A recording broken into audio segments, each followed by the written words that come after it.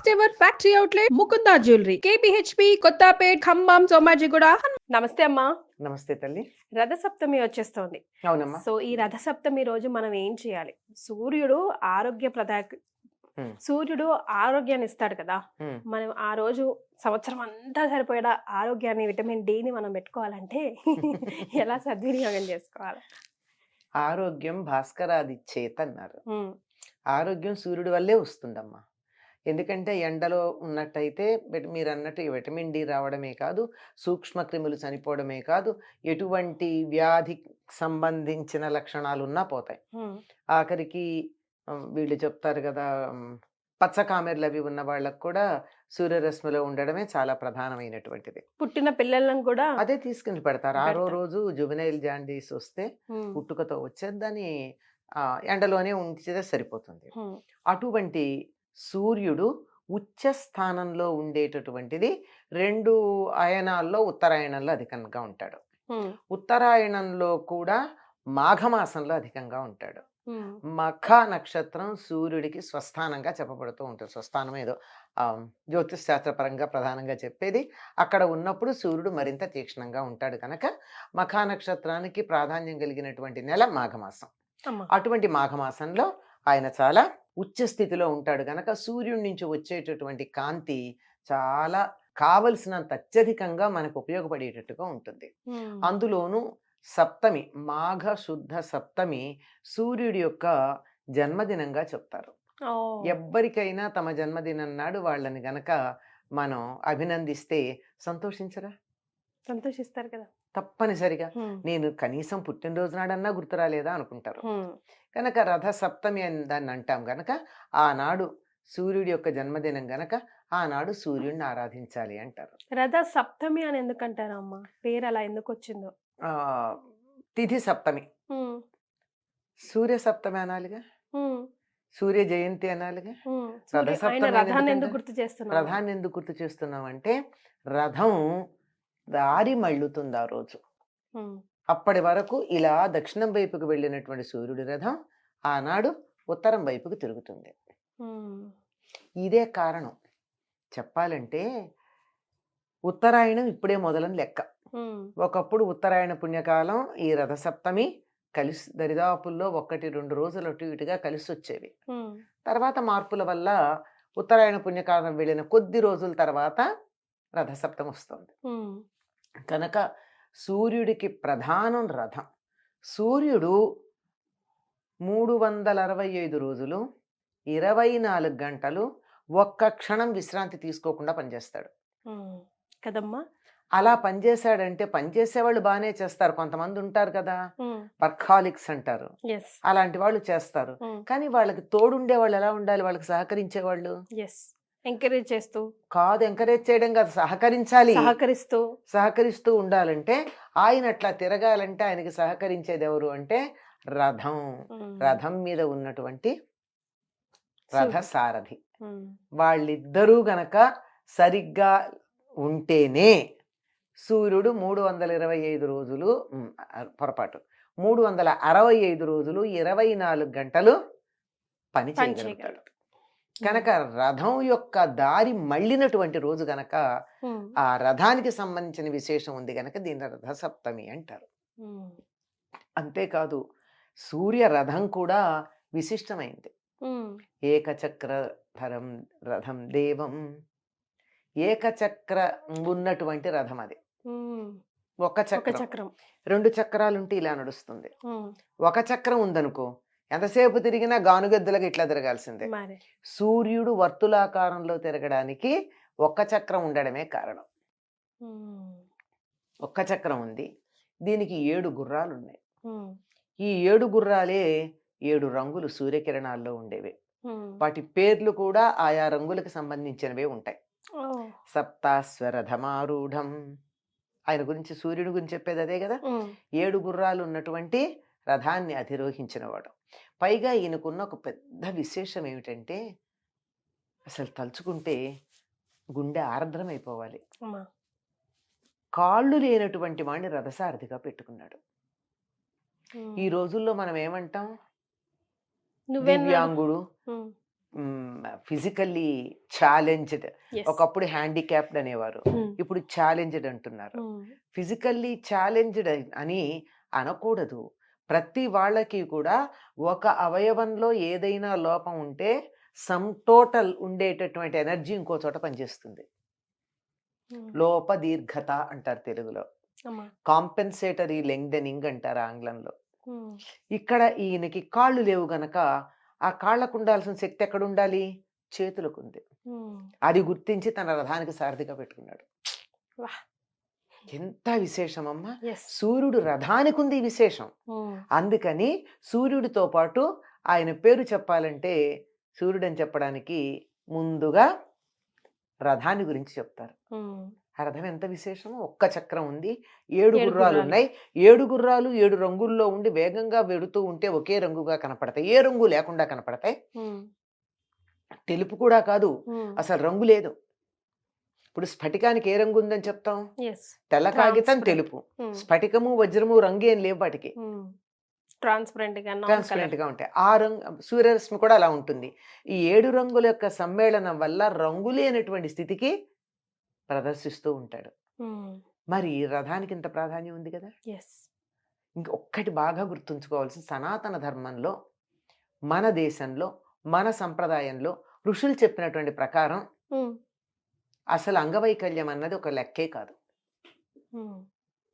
ఒకటి లేకపోతే రెండోది పనిచేస్తుంది, దాన్ని ఉపయోగించుకుందాం. లేని దాని గురించి ఆడవడం దేనికి? మరి కానీ చాలా గట్స్ ఉండాలి కదమ్మా. Accept and move. అది ఇప్పుడు ఈ మధ్యలో వచ్చింది, పూర్వకాలం లేదు మనకి. ఏదున్నా ధృతరాష్ట్రుడు కళ్ళు లేవు, ఏమన్నా బాధపడ్డారా? కరెక్టే కదమ్మా. ఏం లేదు, దేనికి లేదు. ఒకటి లేకపోతే ఒకటి ఉంది కదా.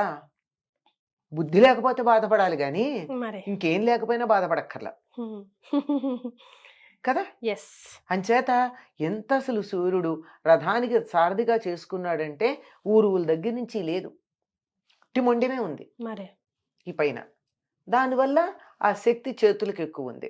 చూడండి, వినపడని వాళ్ళు కంటి చూపుతో గమనిస్తారు అవతల వాళ్ళు ఏం మాట్లాడుతున్నారు. అవునమ్మా. కళ్ళు లేని వాళ్ళు శబ్దాన్ని బట్టి గమనిస్తారు. అట్లాగే కాళ్ళు లేని వాళ్ళు చేతులకు బలంగా ఉంటాయి, దాన్ని ఉపయోగించుకున్నారు. ఇది సూర్యుడు రథానికి ఉన్నటువంటి విశిష్టత. అటువంటి రథాన్ని అధిరోహించి చక్కగా ఒక్క క్షణం కూడా విశ్రాంతి లేకుండా, ఒక్క క్షణం కూడా ఆలస్యం అనేది లేకుండా, తొందరపాటు అన్నది లేకుండా, ఎప్పుడు ఎక్కడ ఉండాలో అక్కడ అప్పుడు ఆ సమయానికి చేర్చేస్తాడు. కనపడుతూ లోకానికంతా మేలు చేస్తూ అందరికీ సహాయం చేసేటటువంటి వాడు సూర్యుడు. అటువంటి సూర్యుడి నుండే సమస్తమైన శక్తి ఉద్భవిస్తోంది. సౌరశక్తి అని కదా ఇప్పుడు వాళ్ళు చెప్తూ ఉన్నారు. మనం ఆహారం తింటున్నామంటే చెట్ల నుండి ఆహారం వస్తుంది. చెట్లకు ఆ శక్తి ఎక్కడొచ్చింది? పత్రహరితం తయారు చేసుకోవడం వల్ల. పత్రహరితం ఎలా వచ్చింది? సూర్యకాంతి వల్ల. మళ్ళీ అక్కడికే వచ్చాం. తినే ఆహారం కానీ, మనకు ఉండేటటువంటి మంచినీళ్లు కావాలంటే సూర్యుడే గతి. ఎట్లా? బురద నీళ్ళని, సముద్రంలో ఉన్న ఉప్పు నీళ్ళని వేసవి కాలంలో ఆవిరి చేసి తీసుకుని వెళ్ళి స్వచ్ఛమైన నీళ్లు మాత్రమే మనకి వర్షాకాలంలో ఇస్తాడు. నీళ్లు కావాలంటే సూర్యుడు ఆధారం, ఆహారం కావాలంటే సూర్యుడు ఆధారం, శక్తి కావాలంటే సూర్యుడు ఆధారం. ఇంకేదైనా చెప్పండి, ఊరికే 3 ఉదాహరణలు చెప్పాను నేను. కనుక అటువంటి సూర్యుడు ఇలాంటి కుంటి రథం, కాళ్ళు లేని సారథిని పెట్టుకుని ఒక్క క్షణం కూడా తాను చెయ్యవలసినటువంటి పనిలో అటు ఇటు తేడా రాకుండా చేస్తున్నాడంటే ఆయనకి మించిన డిసిప్లినరీని ఎవరున్నారు? అంతకు మించిన పంక్చువల్ ఎవరున్నారు? కనుక సూర్యుడిని ఆరాధిస్తే ఇటువంటి వాటిల్లో కొన్ని మనకొచ్చి తద్వారా ఆరోగ్యం వస్తుంది.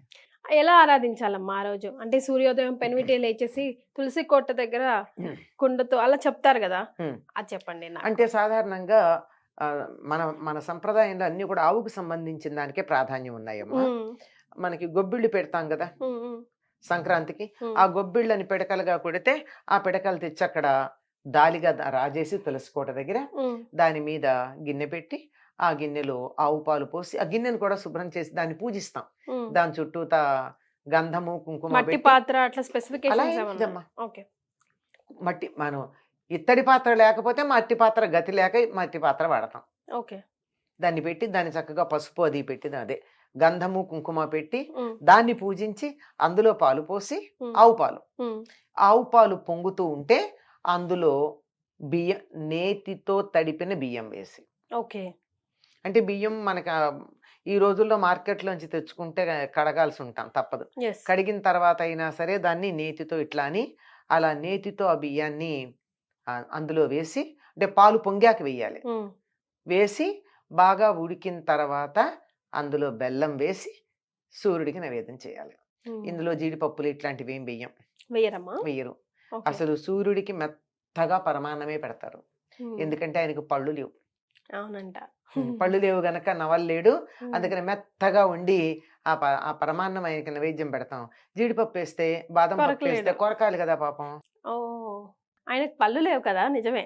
అందుకే జీడిపప్పులు అట్లాంటివి వెయ్యరు. ఉమ్, ఇవన్నీ యాలక్కాయలు మాత్రం దంచి వేస్తే వేయొచ్చు. దీన్ని ఏం చేస్తారంటే ఉడికిన తర్వాత ఉమ్. చిక్కుడాకులతో రథం చేసి పెడతారు. చిక్కుడు ఆకులతో. చిక్కుడుకాయలు ఉమ్, చిక్కుడుకాయలు అంటే 2 చిక్కుడుకాయలు తీసుకుని ఉమ్, ఇటు ఇటు పుల్లలు గుచ్చితే ఉమ్, ఒకటి అవుతాయి. అట్లాంటివి 7 తయారు చేసి ఒకదాని మీద ఒకటి పెడతారు. అన్ని 7 సంఖ్య కదా ఉమ్. సూర్యుడికి సంబంధం. సప్తమి నాడు అమ్మా. 7 గుర్రాలు ఉమ్, ఇవన్నీ కూడా ఉమ్, 7 సంఖ్య ఆయనకి ప్రధానం.